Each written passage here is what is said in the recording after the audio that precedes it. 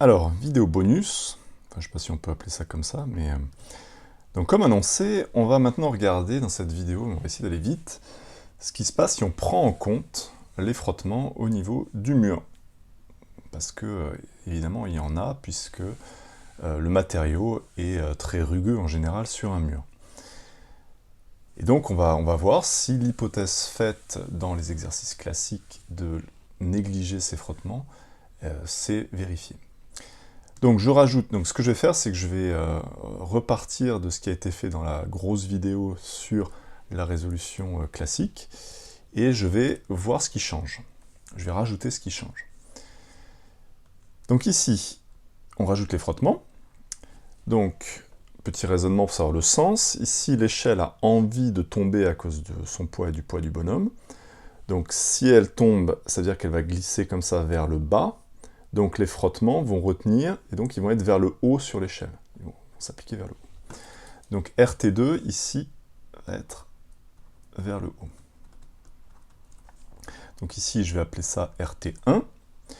Voilà, donc le système, c'est la même chose. Les interactions sont les mêmes avec RT2 en plus. Ensuite, quand on fait les forces, donc il y a RT2 en plus, qui est verticale, vers le haut.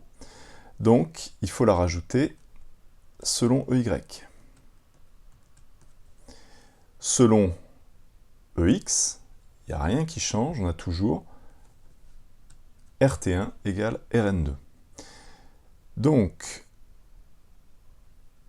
ici, RT1 égale Rn2, et par contre, donc l'équation 5, c'est le résultat de la projection du PFD sur l'axe EY, et donc ici, il y a RT2 qui est vertical vers le haut, donc qui est positif ici, donc on a Rn1 plus RT2 ici. Voilà, maintenant il va falloir adapter la somme des moments qui vaut 0, donc il y a le moment supplémentaire de RT2, donc je l'exprime,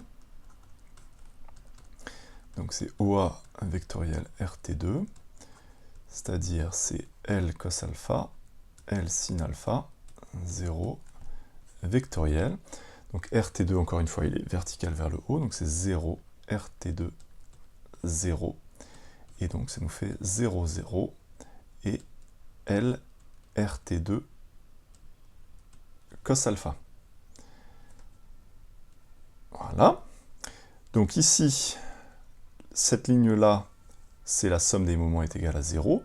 Donc je peux là aussi mettre L en facteur, c'est bon, EZ aussi. Et donc j'aurai plus RT2 cos alpha. Ce qui fait que quand je passe tout ce qui est négatif ici à droite, ça va nous donner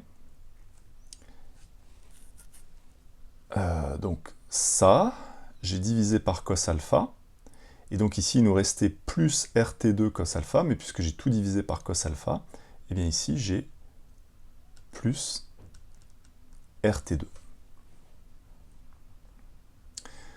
Voilà donc les trois équations qu'on obtient en appliquant somme des forces égale à 0, somme des moments est égale à 0.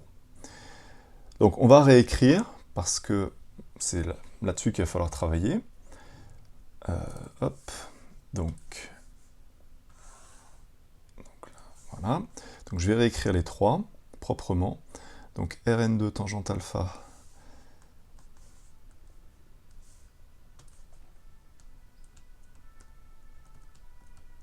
plus RT2 est égal à G facteur de ME sur 2 plus gamma MB. Je gagne un petit peu de temps. Gamma, je le prends égal à 1. Je l'ai expliqué à la vidéo d'avant. Donc plus MB. Voilà. Donc ça, c'est l'équation 3. Ensuite, la 4, RT1 égale Rn2. Alors je vérifie pas que je me trompe. RT1 égale Rn2, c'est bon. RT1 égale Rn2. Donc ça, c'est la 4. Et la 5. RT2 plus Rn1, RT2 plus Rn1 est égal à la somme des masses fois G. Voilà, donc ensuite, on cherche l'angle limite. Donc, c'est l'angle tel que, eh bien, ça va se mettre à glisser, sauf qu'il y a deux points de contact cette fois-ci, où il y a des frottements.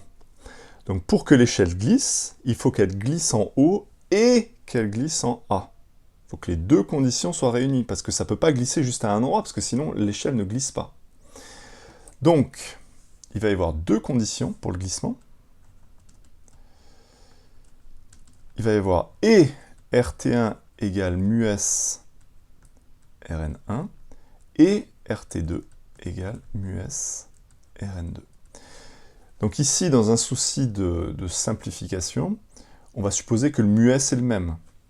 Encore une fois, que vous ayez du béton, du crépi, quelque chose de peint, bon, tout ça c'est un petit peu la même chose d'un point de vue de la rugosité. Donc on va prendre le même μs. Bon, sinon c'est pas très grave, mais c'est juste ça fait des formules qui sont encore plus grosses. Et puis l'ordre de grandeur sera bon. Alors, ça nous donne donc deux équations supplémentaires qu'on va injecter dans 3, 4, 5. Donc 3, 4, 5 deviennent... Alors ce que je vais faire, c'est que je vais remplacer les deux RT.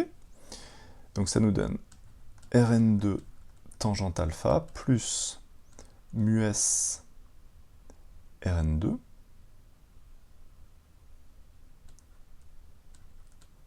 est égal à G facteur de ME sur 2 plus MB.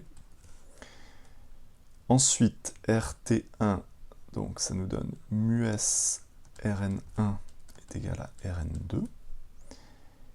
Et RT2, donc μs Rn2 plus Rn1 est égal à ME plus MB fois G.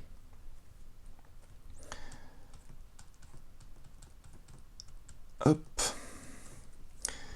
Ok, donc à nouveau, on cherche le alpha. Alors oui, pardon, ici c'est alpha limite, puisque j'ai fait l'hypothèse de la limite de glissement.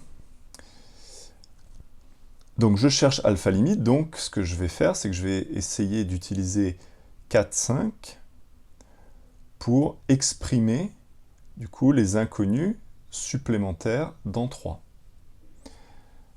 Donc autrement dit, je vais essayer de remplacer Rn2 par ME, MB, G et μs. Donc pour ça, je vais utiliser encore une fois 4 et 5. Donc, j'ai... alors, je vais dans quel sens pour que ce soit plus simple? Donc, je vais remplacer Rn2 par μs Rn1.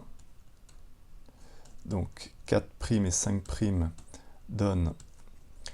ça donne μs carré plus 1 fois Rn1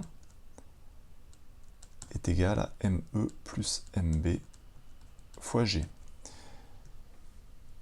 Donc, finalement, ça nous donne Rn1 est égal à ME plus MB fois G, et Rn2 qui vaut μs... Alors, pardon, j'ai oublié.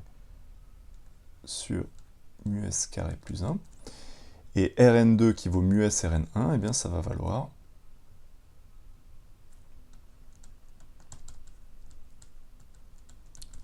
μs sur μs carré plus 1 ME plus MB fois G. Voilà, on a tout ce qu'il faut. On va pouvoir remplacer dans l'équation 3', d'ailleurs dans laquelle il n'y a que Rn2. Donc je vais pouvoir remplacer par ceci. Donc ça nous fait tangente alpha L plus 1. Non, plus μs, pardon. Facteur de Rn2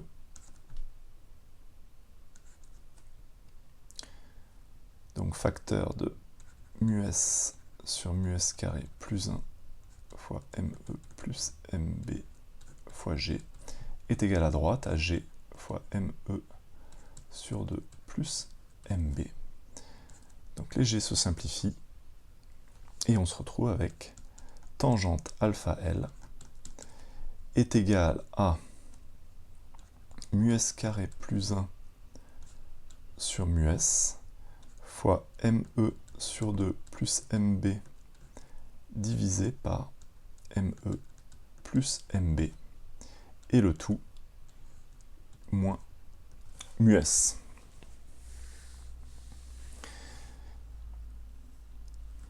Alors peut-être que ça s'écrit d'une manière un peu plus, on va dire plus agréable. Là on peut mettre un 2 ici, et simplifier les 2 ici. Hop, voilà, c'est déjà un petit peu mieux. Donc voilà le résultat en prenant tout en compte. Et donc l'application numérique maintenant, et on trouve alpha L égale 53 degrés. Donc 53 degrés au lieu de 55 degrés. Donc, sachant que tout ce qui est avec frottement, enfin tout ce qui est en lien avec les frottements, c'est quand même très approximatif, et bien très franchement, ce 2 degrés de différence, eh bien, il est vraiment ridicule par rapport à toutes les incertitudes qu'il y a.